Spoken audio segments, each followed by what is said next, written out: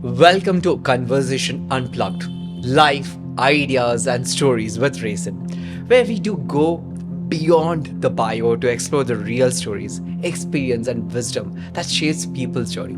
Today's episode features a man who's worn many hats: corporate leader, visionary, technologies, entrepreneur, and now a mentor to many. Meet Mr. Prasad. Hi. So he's a founder of CEO of AmudIT, brings with him over 3 decades of rich experience across banking and tech. But this conversation is about what makes a mentor, how to build trust across generation, and what happens when outcomes doesn't go as planned. If you ever found yourself navigating leadership, mentorship, or simply wondering how to leave a meaningful legacy, this one is for you. So tune in and listen closely, because in this unplugged conversation you'll find perspective that aren't just insightful, they are transformational.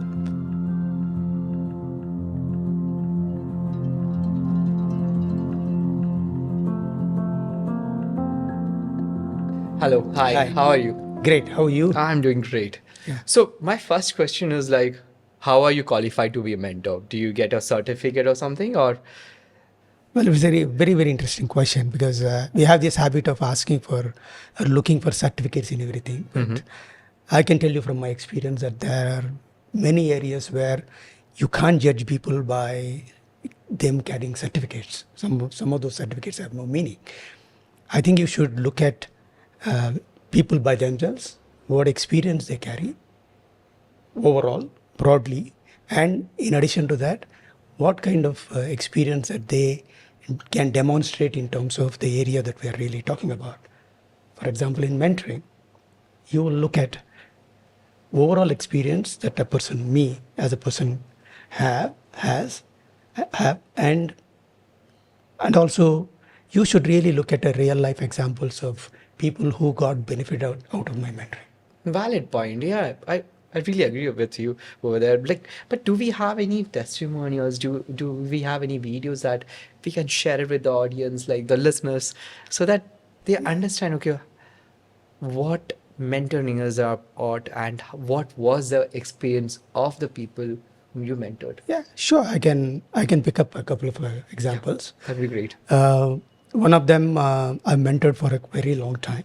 It's a very good example of how a long-term mentoring what benefits it can give. His name is Prasad Joshi. So actually, his interesting case is that his mentoring started long ago when he was struggling to make career choice between whether to do BSc or do engineering. Okay. So that is where it started. So I spent time with him to analyze, assess the pros and cons, looking at his capabilities, and then finally I advised him to go for engineering. He did it, and then after completing the engineering, then he came back to me as part of the journey, and he took my advice because I am a strong believer in saying that you should work for a small company rather than go for a big company where you get growth opportunities and all that in a small company. So he took that advice and started with a very small company. Yeah, nowadays everyone runs behind, oh, like the big tech or big fours. And let's see what he shared his experience with Mr. Prasad. Hi, I'm Prashant, and I'm excited to acknowledge someone who's been instrumental in shaping my career, from helping me secure my first job and guiding me over the last 17 years through every major crossroad that I encounter, not only on the professional front, but even in my personal life. Uh, his guidance has had a deep significance. Um, his mentorship has worked very well for me, and I've been extremely lucky to have found a mentor in him. And that's only because it's not just about work; it's all about the perspective, clarity, and the long-term success that he ensures always. Thank you, Prashant, for sharing your experiences. I will go to the second example. Okay. This is very interestingly uh, it's an unconventional case where she's not from IT. She's a doctor.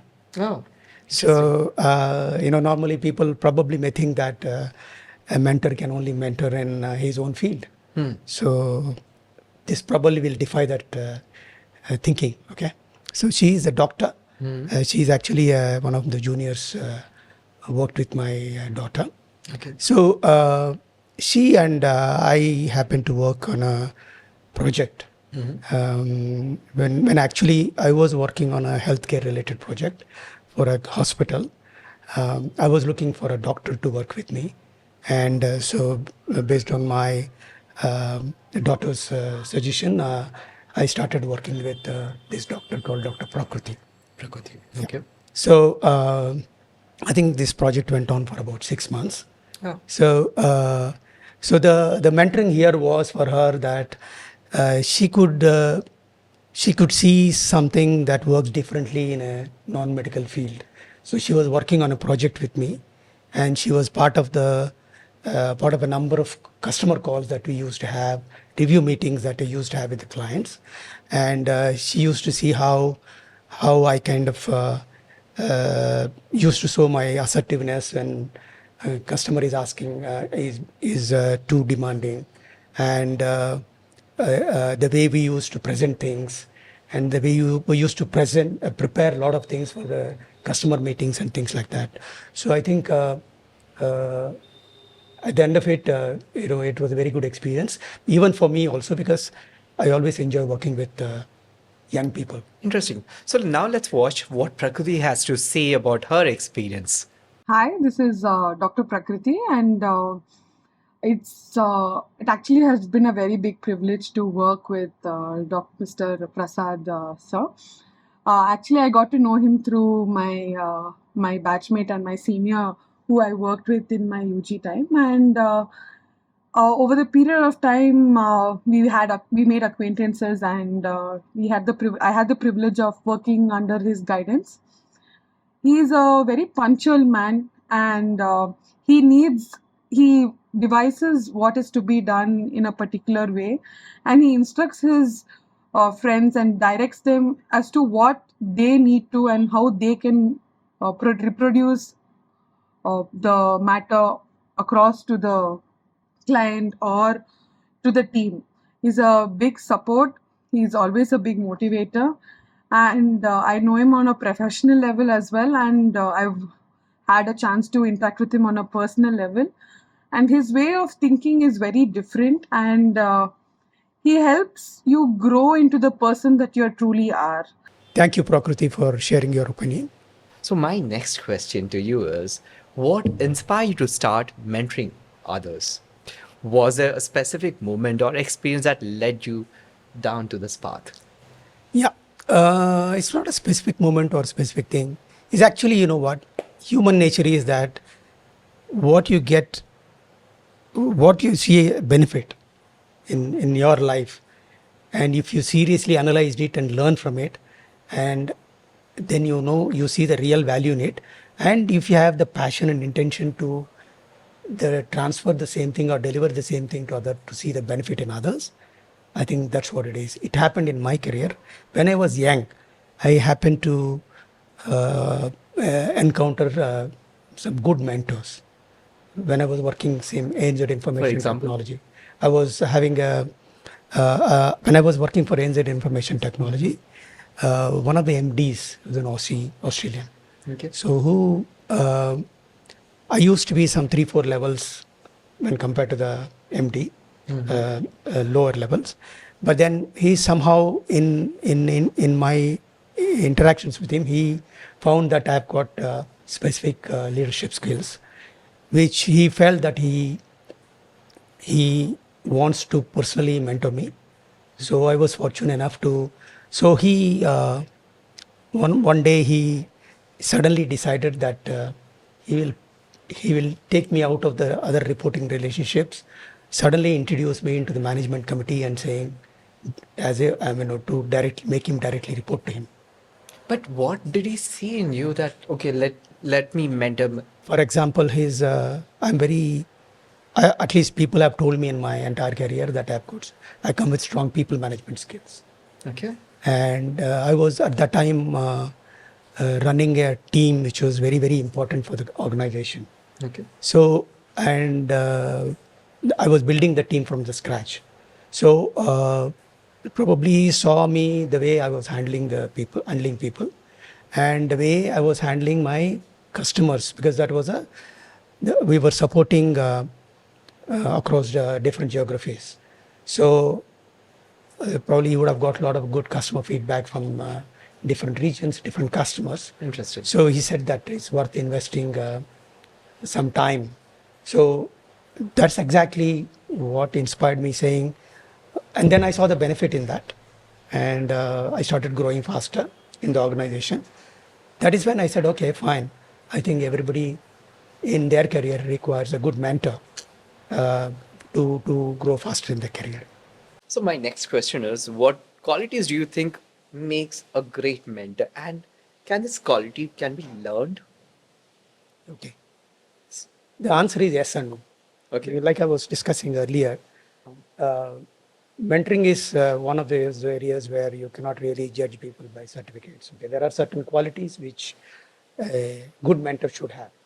Okay, the first and foremost is the passion to help people grow in their career and personal life.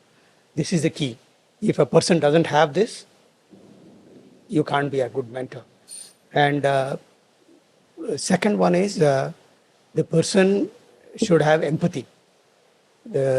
Means what I mean by that is that when somebody comes to you with some problem, you should not be trivializing the problem. It's a genuine problem that they are approaching you with, for which they are asking for help. So the third one is, which is an important one, is the mentor should have good communication skills. When I say communication skills, it's got both the components. One is that you should be able to have the quality of active listening.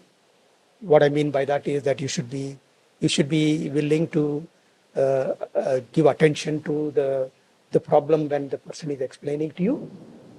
And the second part is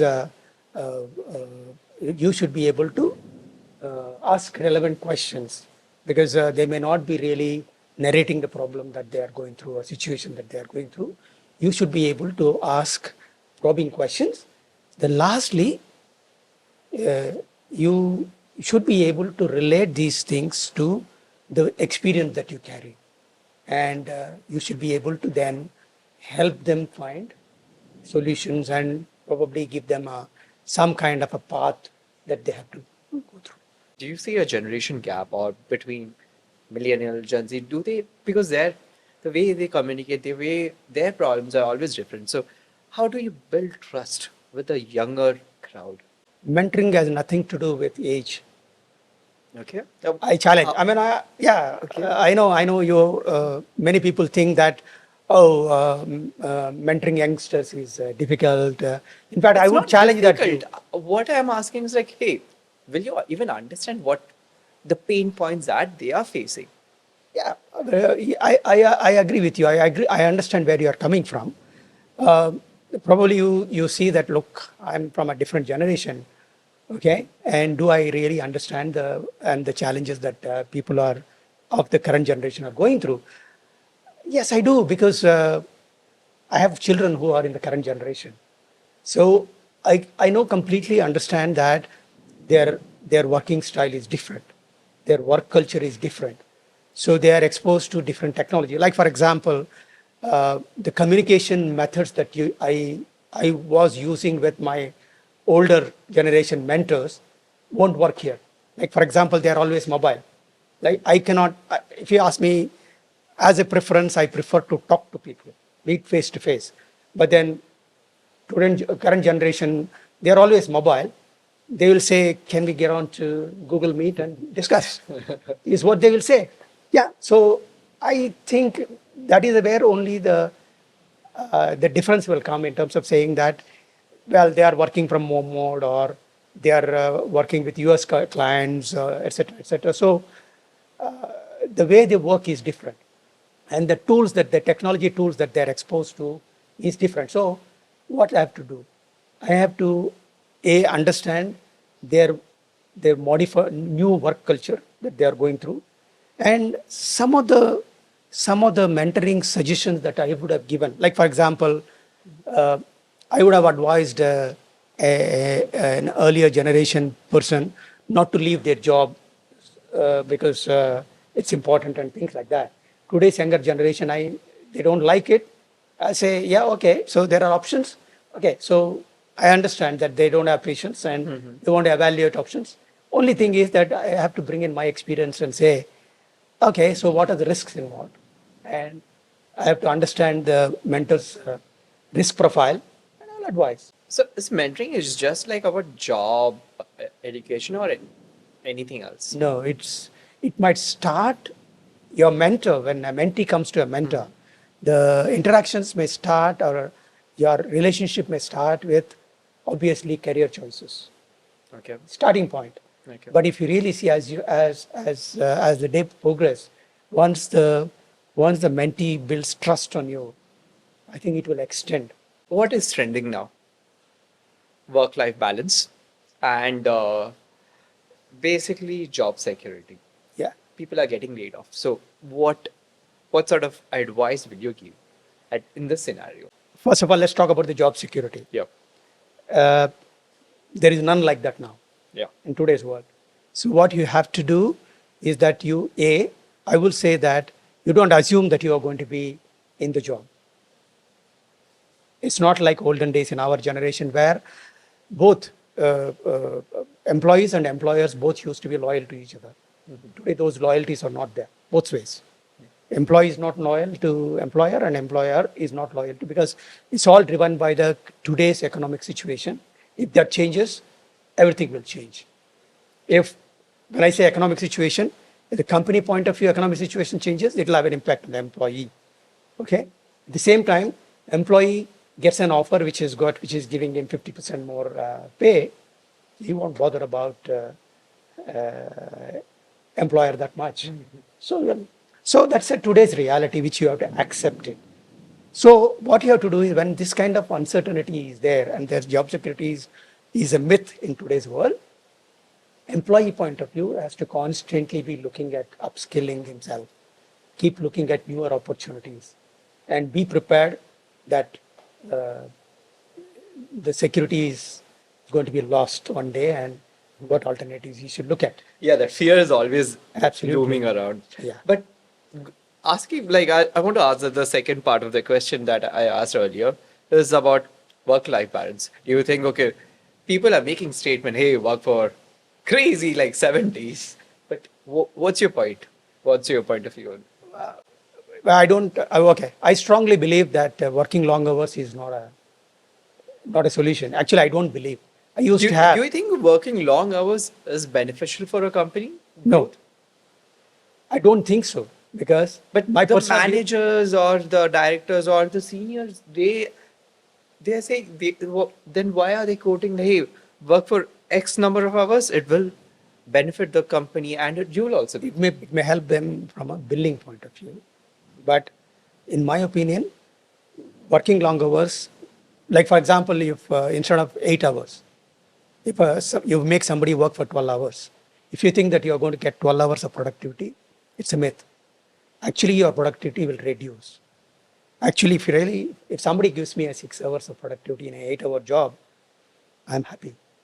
But if you make him work for 12 hours instead of 8 hours, you think that he's going to give you better productivity.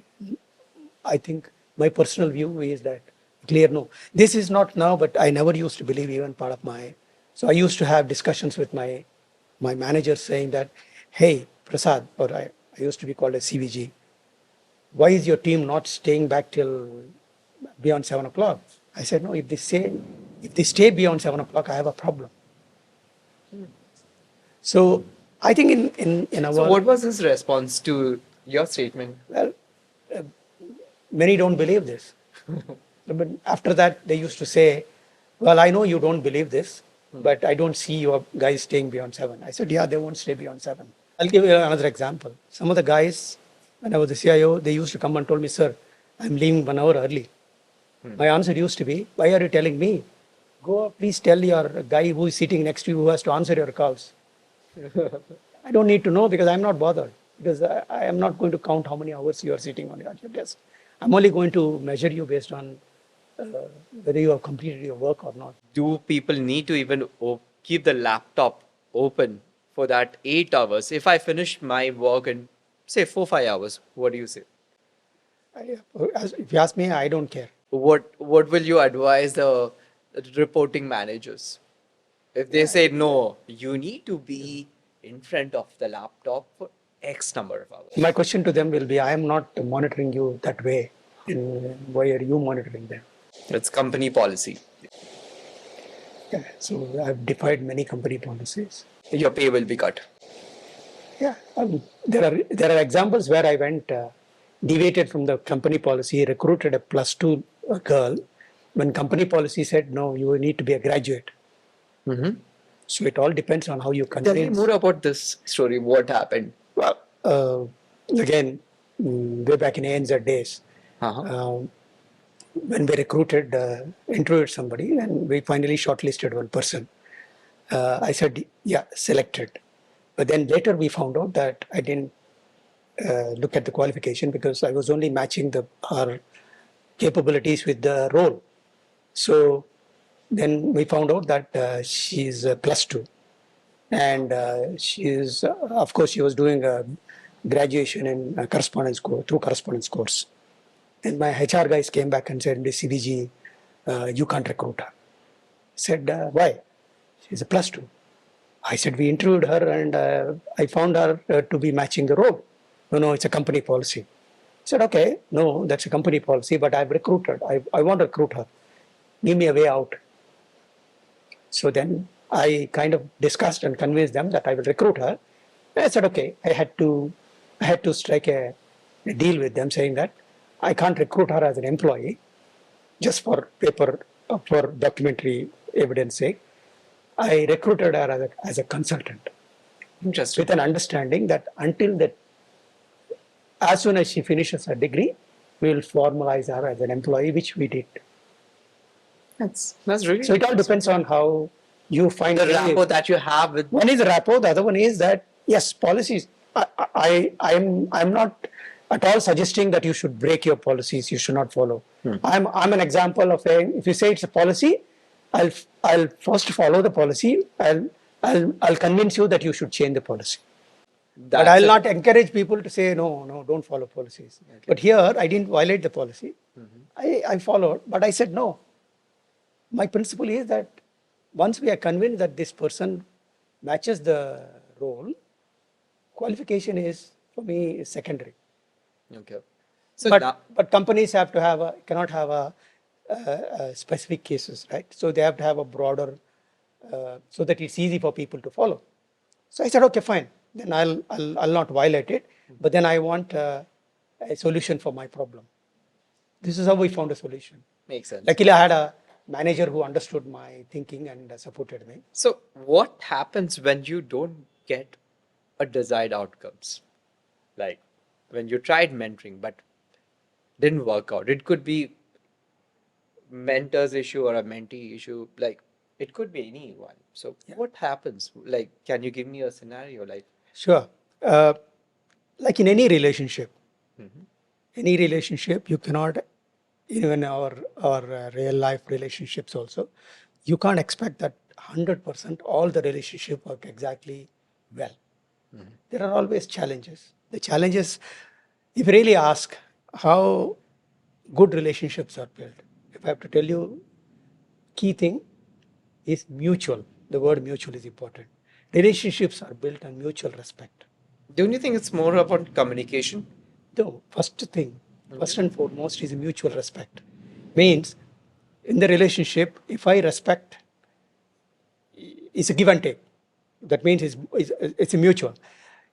As long as that is not there, number one. Number two, any relationship is successful if you commit time to it. Like for example, let's say we are friends. If I'm calling you regularly, I'm trying to talk to you, and you are always busy and you don't have time, I will try 3, 4 times. After 5th time, I'll say, It's not working out. I'm equally busy. Yeah. Correct. Makes So sense. same thing applies to mentor-mentee relationship as well. So there are various reasons why mentor-mentee relationships may not work.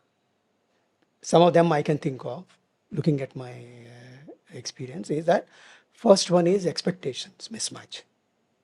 Okay. Like for example, in a mentor-mentee relationship, is driven more by mentee. It's not the mentor who wants So expectation should be always set before even like, before yeah. what a mentee can. Yeah. If you don't set that, Yeah. either that or you have tried to set it that it's not understood. Like for example, that is number one. Number two is that another when I was discussing about the key qualities, there is commitment to time. So either mentor is not finding time to spend with the mentee, or vice versa. Mentor is trying, but mentee is not coming back and updating and spending time. Or mentor sees that, okay, I've given so many suggestions, but then mentee is going and doing something else. After some time, mentor will lose. So that's a commitment. And also in the relationship, honesty is important. Like mentee comes to me, and when he's narrating situation for which he's asking for help, he only tells me one-sided story. Like let's say he's going through some challenges with his boss or team or whatever. He will only present a picture where he's going through these issues. He doesn't give me a full picture. But that's Not honest. But that's usually in all the cases. That's true. Yeah. That is true. To some extent, that problem is addressed by mentor asking probing questions and Yeah. which has. But I'm saying that if intentionally there is not enough honesty, that also won't work. Same way from the mentor side. The other one is that uh, from the mentor side is always important. One of the other things that the mentor should always ensure is that he is not taking decisions for the mentee. That is where the expectation mismatch can come. Mentor will never take a decision. He will only is like a is a we call it he's the person who is looking at the balcony view. The dance floor is managed by the mentee is on the dance floor. So mentor will look at it from the balcony and say, hey, this is where things are going wrong. This is what you have to do. This is what you have to do.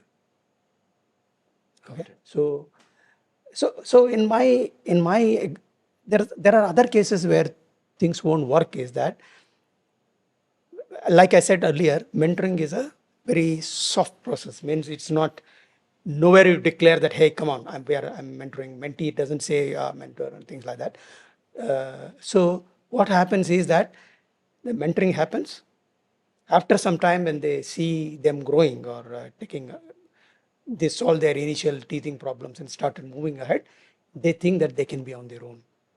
Like for example, there was a case where one of my direct reports had a lot of problems, and so I had to spend 3 years of time to work on him to bring his confidence level up so that he can face my manager and things like that.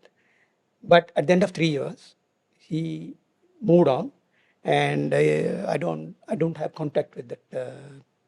Probably because he said that okay, now he has become independent and he can continue his journey. So my second last question probably is like, what is a legacy that you hope to leave as a mentor? Okay, let's not use such big words like legacy and all that. I will say. The reason is because Yeah, it's a I know that's the reason, and you need to tell me the story about this. Yeah, What is that's it? well, that's a very interesting story. This was this was a case study done by the CIO magazine on succession planning, because they found out that the many CIOs they just talk about, or many organizations talk about succession planning, but probably first time they heard somebody executing the succession planning in a very structured way. So, for example, in when I was a CIO, when I decided to leave the CIO role and move on to start my own consulting company. So at that time, uh, I kind of looked at my management team, and I was confident that one of my management team members, his name is AmudIT. He is good enough to take over the CIO role from me. So I worked with my manager, and it was carefully planned.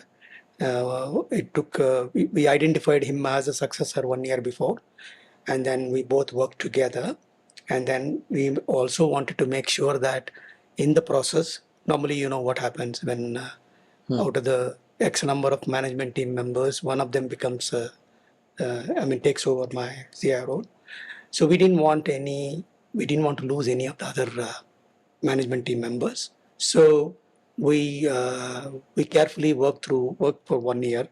We worked out an org structure, made sure that each of the other management team members' growth path is carefully chalked out.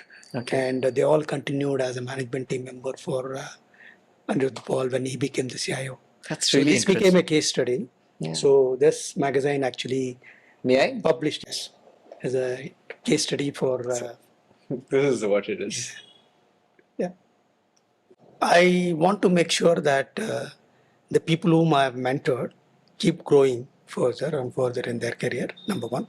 Number two, some of them who probably have got this kind of skills that I talked about for a mentor, they will probably understand the importance of the benefit that they got and start mentoring other people. That's the least I expect. What is the best way a person can reach out to you? Yeah. Okay. So anybody who wants to get help on the mentoring, they can actually reach out on my mobile number and email ID published.